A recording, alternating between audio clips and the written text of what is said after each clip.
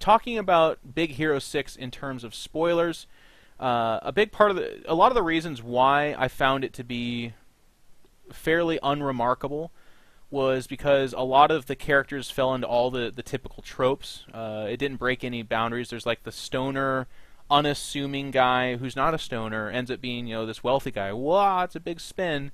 And all his jokes are about how, he's just a simpleton. And he's like the Jar Jar Binks in the movie. Okay, a lot of movies have that role, fine. But then there's like the edgy Asian girl, and her character is all about being fast and speedy and aloof. Well, not aloof, but like unobtainable.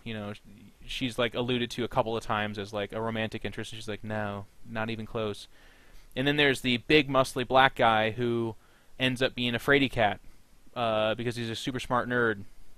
That trope is like a little bit more unique, but it's been done a million times before as well, and all the jokes were kind of the same. I guess I'm not going too far with this.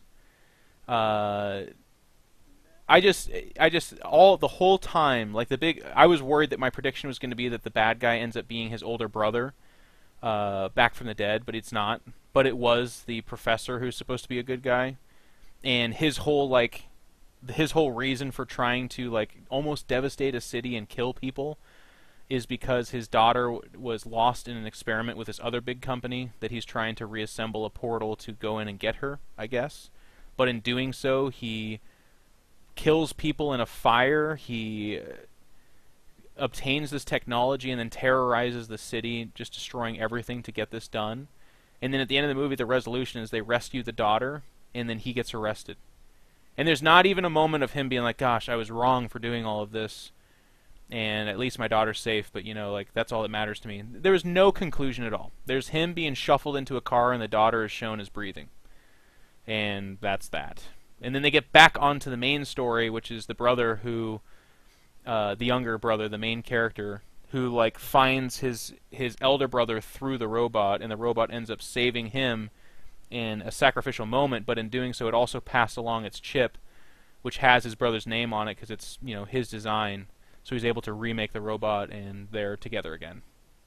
Okay, that's fine, but nothing, I don't know, it just fell flat at the end. So I'd be interested to see if I missed something, if you guys thought there was some huge remarkable conclusion to this that it went over my head. I understand that I'm diving too deep into a PG-rated animated movie, but my big but here is I guess I just had higher expectations for it. I was hoping that it would be more of a fun movie for kids, but serious and refreshing enough that adults would come away with a pretty great feeling and feel completed as a movie.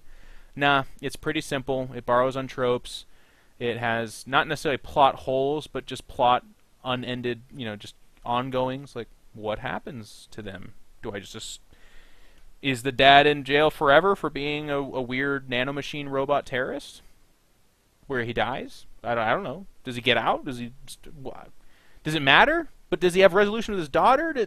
Does he feel bad for what he did? Anyways, it was not a super incredible movie. So, yeah. That's going to do it. Thank you guys for tuning or for checking this out. If you go see Big Hero 6, let me know what you thought. If this helped you make a decision on whether or not to see it, let me know too. All right. Thanks a lot, guys.